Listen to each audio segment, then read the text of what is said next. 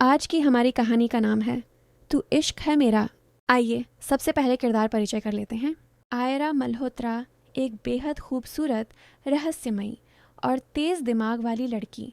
उसका मकसद अयान से बदला लेना है, लेकिन रास्ते में उसका दिल भी उससे हार जाता है। अयान शेखर एक खतरनाक माफिया डॉन जो अपनी दुनिया में भगवान जैसा माना जाता है, किसी को पास आने नहीं देता जब तक आयरा की एंट्री नहीं होती। राघव मल्होत्रा आयरा का भाई, जिसकी मौत का रहस्य कहानी का सबसे बड़ा सस्पेंस है। जारा अयान की बचपन की दोस्त और उसकी सबसे वफादार साथी। कबीर अयान का राइट हैंड, वफादार लेकिन दिल में एक गहरा राज छुपाए हुए। आइए अब कहानी की तरफ चलते हैं। रात की ठंडी हवा में क्लब की नियन लाइटें चमक रही थीं। अयान की निगाहें हमेशा की तरह अपने चारों ओर फैली भीड़ पर थीं, लेकिन आज कुछ अलग था। दरवाज़ा खुला और आयरा अंदर आई, लाल सिल्क की ड्रेस में लिपटी। उसकी चाल जैसे रात को अपनी तरफ खींच रही थी। चारों ओर सन्नाटा छा गया।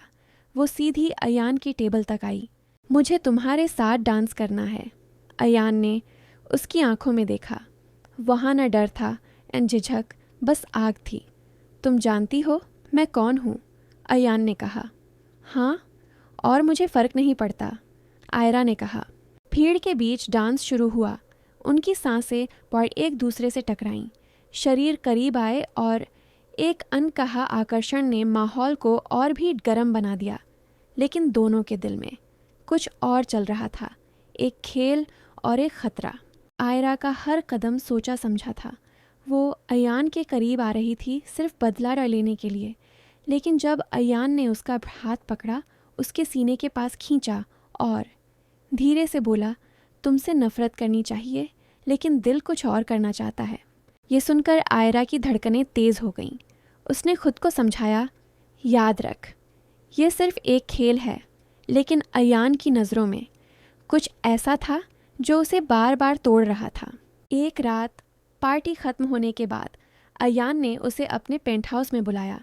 शहर की ऊंचाई पर बने उस कमरे में न रोशनी थी न आवाज़, बस दोनों के बीच की गर्मी थी। तुम मुझे रोक क्यों नहीं रही? अयान ने उसके बालों में उंगलियां फिराते हुए पूछा। आयरा ने जवाब नहीं दिया, बस उसकी आंखों में डूब गई। उनकी सांसें टकराईं, जिस्म करीब आया और वो रात उनकी कहानी की सबसे खतरनाक शुरुआत बन गई। अयान उसे दिन ब दिन अपने करीब लाने लगा, उसे अपनी दुनिया दिखाने लगा।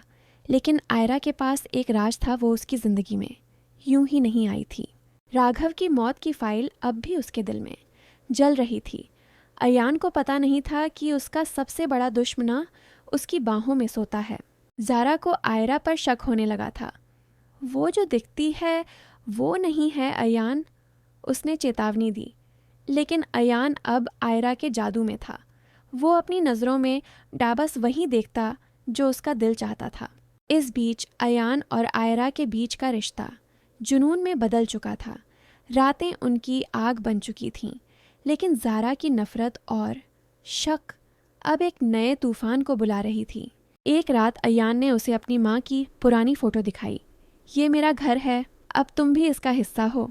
आयरा के हाथ कांप गए, क्योंकि उसी घर की दीवारों में राघव के मरने की सच्चाई दबी थी। वो चाहती थी चिल्ला दे, पर दिल में अयान की मोहब्बत थी। वो उससे नफ़रत भी करती थी और चाहती भी थी। कबीर ने अयान को वो फाइल थमा दी जो थी राघव मल्होत्रा की। अयान के हाथ कांप गए। तस्वीर में वही लड़का था जिसकी मौत में उसका नाम था। तू मेरे दुश्मना की बहन? अयान गरजा। आयरा ने सिर झुका लिया। हाँ, लेकिन अब मैं तेरी मोहब्बत भी हूँ। कमरे में सन्नाटा और बाहर बारिश का तूफान। अयान के दिल में प्यार और नफ़रत की जंग छिड़ गई थी। अयान ने उसे जाने को कहा, लेकिन आयरा अब खुद को रोक नहीं सकी। मैं बदला लेने आई थी, पर तू मेरा इश्क बन गया। आंसू उसकी आंखों से गिरते रहे और अयान के अंदर का तूफान बढ़ता गया।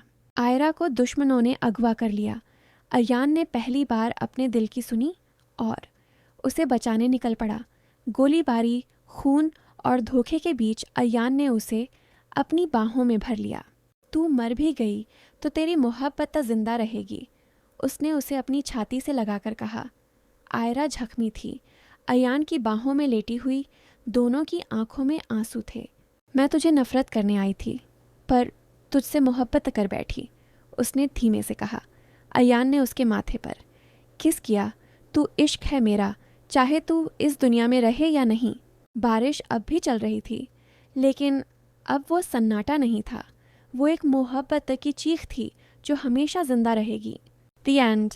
आपको हमारी यह कहानी कैसी लगी? हमें कमेंट कर ज़रूर बताएं। चैनल को सब्सक्राइब ज़रूर करें।